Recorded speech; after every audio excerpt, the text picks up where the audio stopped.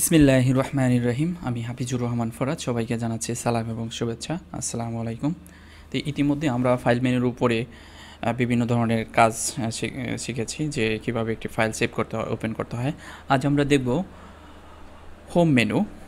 তো হোম মেনুর আন্ডারে যে ক্লিপবোর্ড রয়েছে, ক্লিপবোর্ড কমান্ড গ্রুপের আন্ডারে যে টুলসগুলো রয়েছে, যে কপি, কাট, পেস্ট, সেই বিষয় নিয়ে আমি আলোচনা করব। তো চলুন শুরু করা যাক। তো কপি কাট সাধারণত আমরা সবাই করতে পারি, কিন্তু এখানে একটু ভিন্ন ধরনের পেস্টের কাজগুলো আমি দেখাবো আপনাদের। তো ধৈর্য সহকারে সবাই ভিডিওটি দেখতে থাকুন। তো প্রথমত আমরা নর্মালি যে কপিগুলো করি, যে অংশটুকু আমরা কপি করব সেই অংশটুকু আগে একটু সিলেকশন করে নিচ্ছি। তো আমি ক্লিক করে এতে কপিতে ক্লিক করলাম। ক্লিক করার পরে আমি যদি এখানে পেস্ট করতে চাই, সাপোজ এখানে পেস্ট করে দিচ্ছি। পেস্টের অ্যারোচিনে যদি ক্লিক করে অনেকগুলো অপশন আপনি দেখতে পাবেন। তো এটা এক একটা কাজে এক এক ধরনেরভাবে আপনি পেস্ট করতে পারবেন। তো আমি পেস্টের যে আইকন রয়েছে এখানে ক্লিক করে আমি পেস্ট করেছি, অর্থাৎ নর্মালি এটি পেস্ট হয়েছে।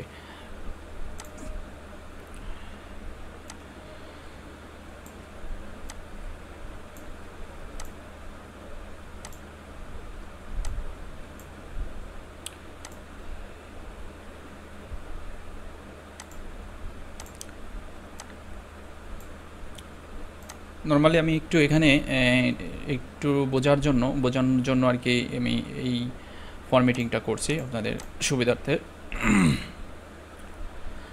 ফর্মুলা কিভাবে কপি করতে হয়। তো ফর্মুলা কপি করার জন্য আমরা ইতিমধ্যে এখানে দেখতে পাচ্ছি এখানে একটি ফর্মুলা আছে। তো এই ফর্মুলাটিকে আমরা যদি কপি করতে চাই, কপি করার জন্য আমাদের যেটি করতে হবে, কপিতে ক্লিক করতে হবে। কপিতে ক্লিক করার পরে এই যে স্থানে আমরা ফর্মুলাটি কপি করে রাখবো সেই স্থানে কার্সার রাখবো। আমি ফর্মুলাটি কপি করে এখানে রাখবো। দেন পেস্টের যে আইকন আছে এখানে ক্লিক করলেই কিন্তু ফর্মুলাটি কপি হয়ে আসবে না, অর্থাৎ আমাদের এই আইকনটিতে ক্লিক করতে হবে। ফর্মুলা যে রয়েছে, পেস্টের যে অপশন রয়েছে এখানে ক্লিক করলে আমরা ফর্মুলাটি দেখতে পাচ্ছি, এখানে উপরের দিকে ফর্মুলা চলে আসছে। তো এভাবে আমরা খুব সহজে যে কোনো ধরনের ফর্মুলা আমরা কপি করতে পারবো। তারপরে যে অপশনগুলো আছে সেটা আমরা দেখব। Formula and number formatting. তো নাম্বার ফরম্যাটিং ফর্মুলা বলতে, যেমন আমি এখানে যদি এই অংশটাকে কপি করি, এবার কপি করছি, তো এখানে আমি পেস্ট করে দিব। তো পেস্ট করার জন্য পেস্টের যে আইকন রয়েছে এখান থেকে আমরা পেস্ট করে দিচ্ছি। তো একটু বেশি সিলেকশন হয়ে গেছে, আমি 3টা সিলেকশন করছি। কপিতে ক্লিক করছি, কার্সার রেখে পেস্টের আলোচনা থেকে ফর্মুলা অ্যান্ড নাম্বার ফরম্যাটিং 0, অর্থাৎ নাম্বার ফরম্যাটিং কী আসবে, 0 আসবে। এখানে কোনো দেখেন আমি এখানে কালার করেছিলাম, তারপরে আদার অনেক কাজ করেছিলাম, ওই সোর্সটা কিন্তু এখানে আসেনি, অর্থাৎ নর্মালি যে প্লেন টেক্সটগুলো থাকে সেটি কিন্তু এখানে চলে আসছে। তারপরে রয়েছে কিপ সোর্স ফরম্যাটিং। তো কিপ সোর্স ফরম্যাটিং বলতে এখানে যে ফরম্যাটিংগুলো করা হয়েছে এই অংশটুকুই যদি আমরা কপি করে এখানে রাখতে চাই, সেক্ষেত্রে কিপ সোর্স ফরম্যাটিং ক্লিক করলে কিন্তু এটা চলে আসতেছে। বাট এখানে আমরা যদি এটা করি, দেখেন একটু কপি করলাম, কপি করার পরে যদি আমি পেস্ট করতে চাই, যেমন এখানে পেস্ট করি কিপ সোর্স ফরম্যাটিং, এখানে কিন্তু আমরা দেখতে পাচ্ছি যে ফরম্যাটিংয়ের যে বিষয় রয়েছে, যে টেক্সটার কালার, চারপাশে যে বর্ডার রয়েছে সেটি কিন্তু সহ চলে আসছে। তো এই কাজটি করার জন্য কিপ সোর্স ফরম্যাটিং অপশনটি ব্যবহার করতে হবে। তো আমি এখানে অল্প কিছু অংশ সিলেকশন করছি, ওকে, দেন কপি, কার্সার রেখে কিপ সোর্স ফরম্যাটিং থেকে আমরা এটিকে পেস্ট করে দিচ্ছি, ওকে। তাহলে সূত্র সহ এবং ফরম্যাটিং সহ এখানে আমরা দেখতে পাচ্ছি। এটাতে কিন্তু আমরা ফরম্যাটিং দেখতে পাইনি, ফরম্যাটিং ছাড়া আসছে, কিন্তু এটাতে আমরা ফরম্যাটিং সহ নিয়ে আসতে পারছি। তারপরে যে অপশনটি আছে, তো নো বর্ডার কীভাবে ব্যবহার করতে হয়। তো নো বর্ডার বলতে এখানে আমরা দেখতে পাচ্ছি বর্ডার আছে, এই টেক্সটের ভিতরে বর্ডার আছে। এখন আমি এই অংশটা যদি কপি করি, নর্মালি যদি এখানে পেস্ট করে দিই, সেক্ষেত্রে কিন্তু এখানে দেখতে পাচ্ছেন বর্ডার সহ কিন্তু চলে আসছে, কিন্তু আমি চাচ্ছি বর্ডার ছাড়া আনতে। তো সেক্ষেত্রে আমরা কী করতে পারি, অর্থাৎ পেস্টের এই আলোচনাতে ক্লিক করে নো বর্ডারে যে আইকন রয়েছে এখানে ক্লিক করলে আমরা বর্ডার বাদে কপি করে পেস্ট করে রাখতে পারবো। তারপরে রয়েছে কিপ সোর্স কলাম উইথ। তো কিপ সোর্স কলাম উইথ বলতে এখানে আমরা দেখতে পাচ্ছি ইউসুফ আলী, এই যে নামটা আছে, তো এই নামগুলো আমি কপি করে এখানে রাখতে চাচ্ছি। দেখি একটু রাখি, পেস্টে ক্লিক করলাম। তো এখানে আমরা দেখতে পাচ্ছি যে এক কলাম থেকে অন্য কলামে লেখাটা চলে আসছে। আমি চাচ্ছি যে পুরো একটা কলামের মধ্যে লেখাটা থাকবে, অন্য কলামে যাবে না। সেক্ষেত্রে আমরা কি করতে পারি, অর্থাৎ এই অপশনটি ব্যবহার করব, কিপ সোর্স কলাম উইথ, এই অপশনটি। তাহলে কিপ সোর্স কলাম উইথ বলতে যে সোর্সের মধ্যে যদি কোনো ফরম্যাটিং করা থাকে সেটাও কিন্তু এখানে চলে আসবে। তো এখন দেখেন যে এই কলামটা কিন্তু অটোমেটিকই কিন্তু বড় হয়ে গেল, অটোমেটিক কিন্তু বড় হয়ে যাচ্ছে, অর্থাৎ অন্য কোনো কলামের মধ্যে সেই টেক্সটগুলো নিয়ে যাচ্ছে না। তারপরে যে অপশনটি আছে এটা হচ্ছিল ট্রান্সপোজ। এটা ট্রান্সপোজ ভেরি ইম্পর্টেন্ট একটা অপশন।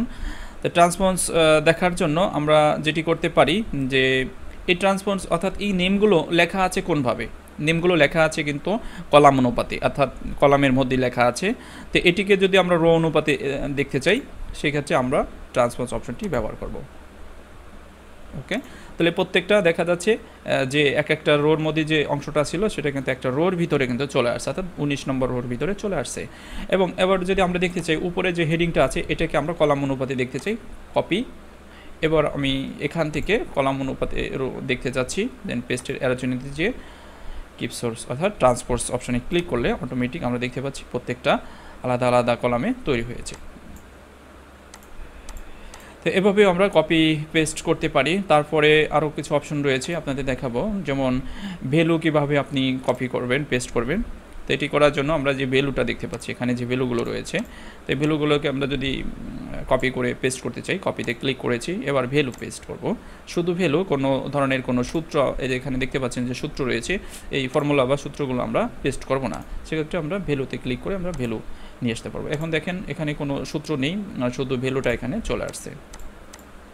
তাহলে ভ্যালু পেস্ট করার জন্য আমরা ভ্যালু অপশনটি বেস করব। তারপরে রয়েছে ভ্যালু অ্যান্ড সোর্স ফরম্যাটিং। তাহলে আমরা একটু দেখি, এটা তো কপি করা আছে, দেন সোর্স ফরম্যাটিং সহ এখানে চলে আসতেছে। তারপরের যে অপশনগুলো আছে ফরম্যাটিং, এটাকে আমি ডিলিট করে দিচ্ছি। তো ফরম্যাটিংটা হচ্ছে যে এখানে যেভাবে ফরম্যাটিং করা থাকবে সেই ফরম্যাটিং অনুপাতেই ভ্যালুটা চলে আসবে। ভ্যালু ফরম্যাটিং অর্থাৎ যেভাবে ভ্যালুটি ফরম্যাটিং করা থাকবে সেই অনুপাতেই কিন্তু চলে আসতেছে।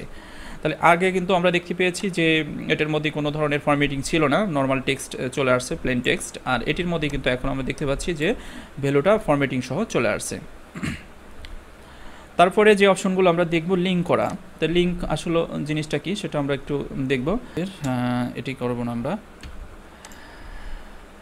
তো প্রথমত লিঙ্ক কপি করার জন্য আমরা যেটা করব, যে অংশটুকু আমরা লিঙ্ক করব সেই অংশটুকু আগে সিলেকশন করব, সিলেকশন করে কপিতে ক্লিক করব।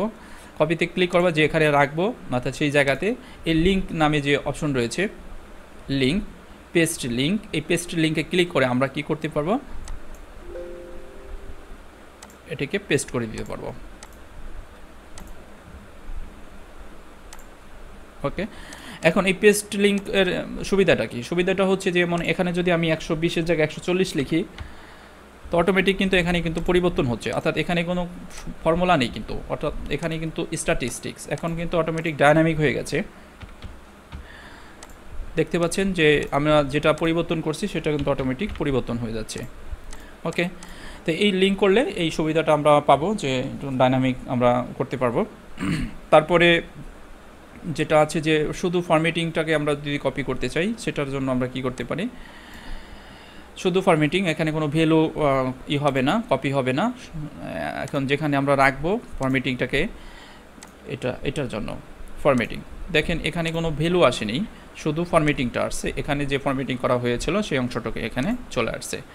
তো এভাবে আমরা কপি পেস্ট করতে পারবো। তারপরে আরও কিছু অপশন রয়েছে, আমরা পরবর্তী পেস্ট স্পেশালের মধ্যে এটি দেখব। তো পেস্ট স্পেশালের কিছু কাজ দেখব, সেটা হচ্ছে যেমন এখানে যে নাম্বারগুলো আছে, ধরুন এই নাম্বারগুলো আমি কপি করছি, তো এই নাম্বারগুলো আমরা যেখানে ব্যবহার করব সেটার সাথে যেন অ্যাড হয়ে যায়। যদি আমি এইটার মধ্যে এখন করতে চাই, যুক্ত করতে চাই, তাহলে 75 আর 140 কত হবে, যোগ হয়ে যাবে, পেস্ট করার সাথে সাথে যোগ হয়ে যাবে। এটি কিভাবে করা যায়? তো এটি করার জন্য আমরা যেটি করতে পারি, পেস্ট যাচ্ছি, paste special and value and add, then আমরা যেখানে রাখবো সেই জায়গাতে আগে কার্সার রাখতে হবে কপি করার পরে।